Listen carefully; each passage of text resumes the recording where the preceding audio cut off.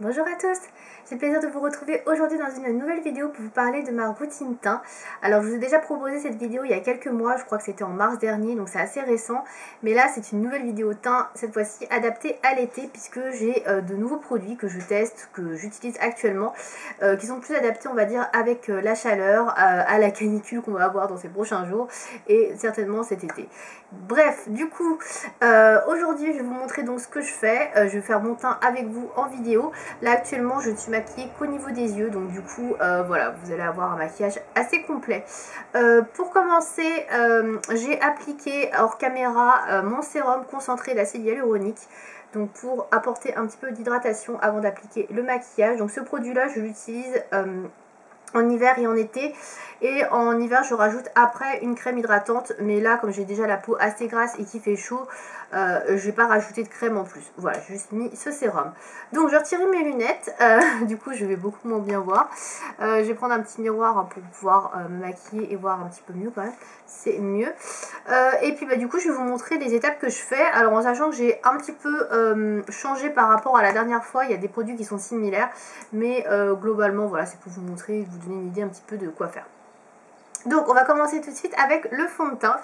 Dans ma précédente vidéo j'utilisais le faux filter en stick de chez Huda Beauty, et depuis j'ai découvert un nouveau fond de teint que j'aime beaucoup, qui est le True Portrait de KVD Beauty. Donc je vous l'ai déjà présenté dans ma vidéo achat je crois, hein, de chez Sephora, et du coup je l'aime beaucoup, donc je vais l'utiliser aujourd'hui. En fait il a un effet mat poudré, et c'est ce que j'aime beaucoup sur ce fond de teint là, puisque du coup avec le masque on a quand même besoin de quelque chose qui tienne quand même pas mal, et j'ai remarqué que ce fond de teint là ne transférait pas trop avec le masque, donc ça c'est plutôt cool. Et l'effet mat, c'est ce que je recherche, puisque en été on a quand même la peau qui brille pas mal avec le soleil, la chaleur, etc.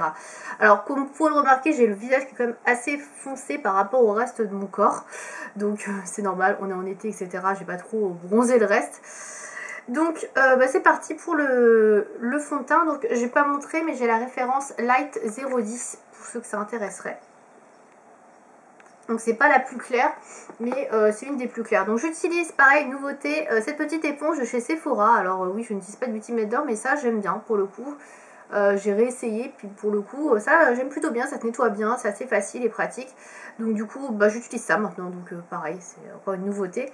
Donc j'applique directement sur l'éponge du produit. Alors le produit je l'applique un petit peu à la one again on va dire, voilà, selon si je veux plus ou moins de couvrance. Et donc je vais me servir de ma petite glace pour appliquer le fond de teint.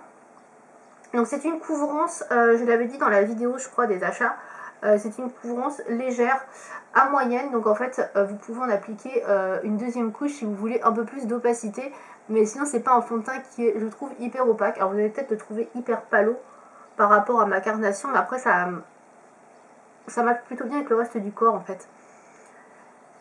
Et là je suis un peu rouge parce que il fait chaud, je vais pas vous mentir, il fait quand même assez chaud. Déjà je filme cette vidéo en début d'après-midi et ça commence à cogner sévère quoi. Donc voilà, pas facile du tout de trouver un moment pour filmer en ce moment parce qu'il fait hyper chaud. Mais je me suis dit que c'était pas mal comme type de vidéo à vous faire.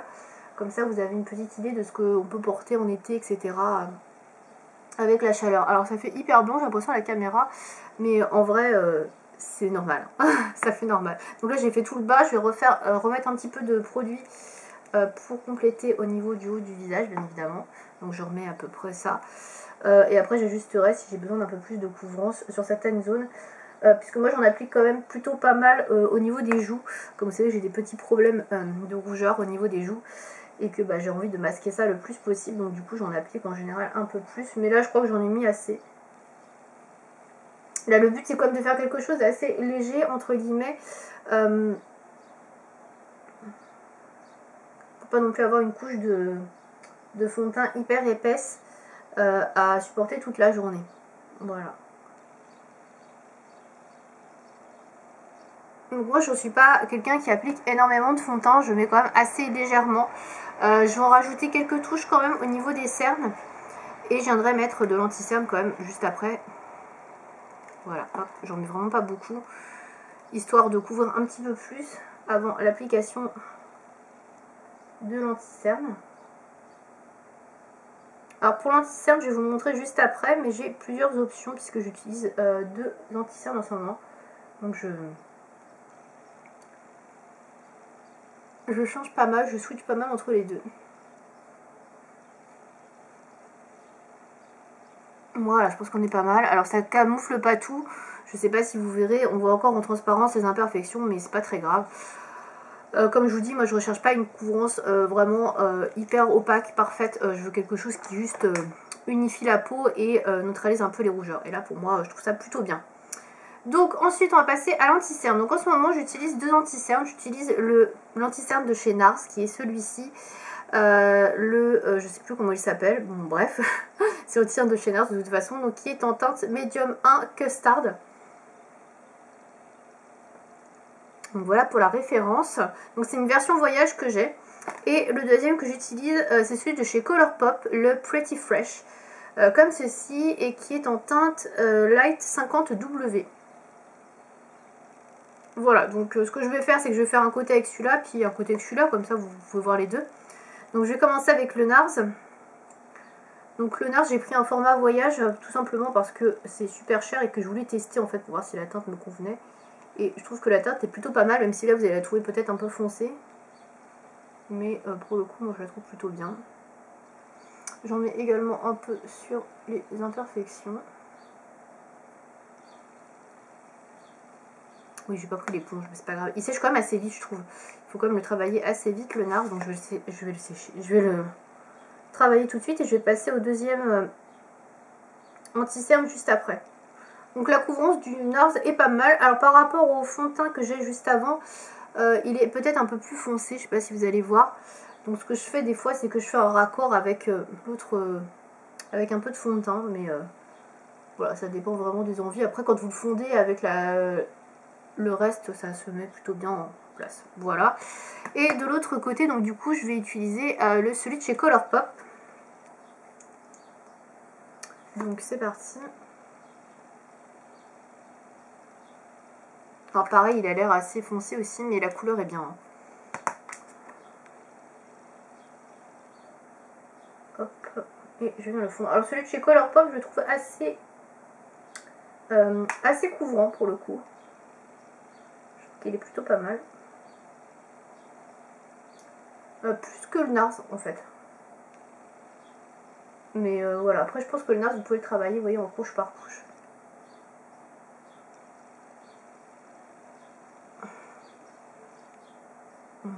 Voilà. Donc voilà ce que ça donne. Bon, après je sais pas ce que vous en pensez. Donc là j'ai le Colourpop et là j'ai le NARS. Voilà. Je mets pas les deux... je mets pas les deux, un sur chaque œil. D'habitude je prends un pour les deux yeux hein, quand même. Je précise, mais là c'était pour vous montrer en fait juste la différence. Donc ensuite, une fois que j'ai fait ça, des fois je rajoute un petit peu de fond de teint, mais là je vais pas le faire. Et ensuite je viens poudrer.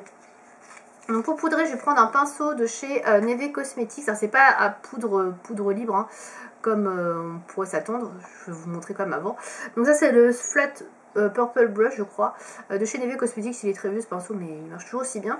Et en fait, je vais venir prendre ce produit-là. Donc c'est le produit Turn Up the Light de chez Too Faced.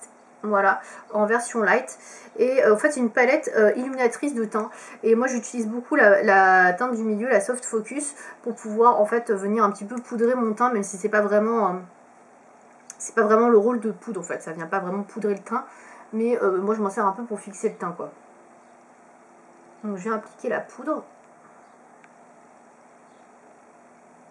Donc, ça va venir un petit peu flouter le tout.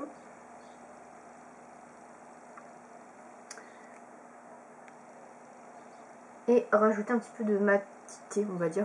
Même si c'est déjà mat. Mais c'est pour rajouter un peu de... Voilà.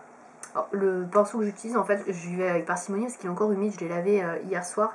Et je pensais qu'il serait sec. En fait, il est encore humide. Donc c'est un peu moyen. Bref. Voilà. Donc une fois que j'ai fait cette étape-là, je rajoute un petit peu du fard glow, enfin du fard de la poudre glow qui est ici, qui est un enlumineur en tant qu'highlighter du coup.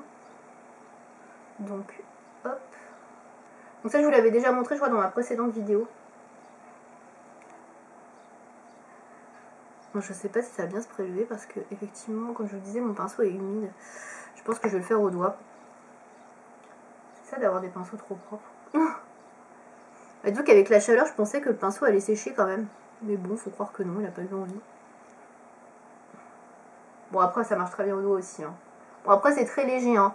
C'est voilà, vraiment un enlumineur très léger. Si vous aimez vraiment les choses assez discrètes. Après, si vous aimez les choses beaucoup plus pimpant, on va dire, ça va pas vous plaire davantage.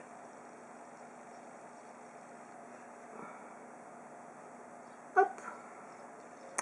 Voilà. Donc là, bah, j'ai terminé en fait, hein, c'est assez rapide pour le coup, j'ai pas énormément d'étapes, je fais pas de contouring, ça je vous l'ai déjà dit, le contouring c'est pas mon truc.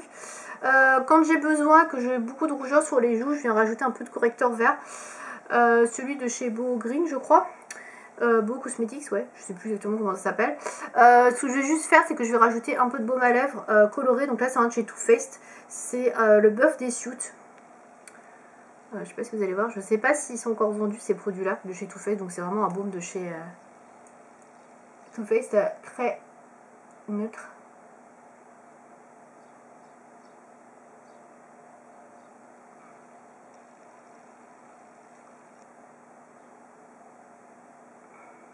Alors je mets ça parce que c'est assez confortable et crémeux, mais si vous portez un masque, je vous conseille pas de mettre ça parce que bah, c'est hyper crémeux, donc ça va faire pas mal de transfert pour le coup.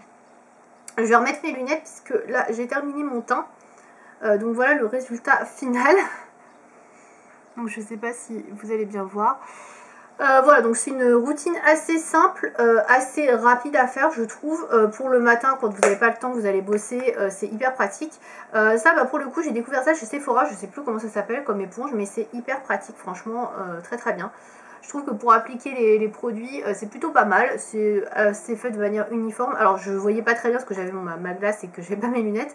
Donc j'ose espérer que j'ai pas fait un truc nul, mais ça a l'air d'être plutôt pas mal. Donc du coup voilà ce que ça donne.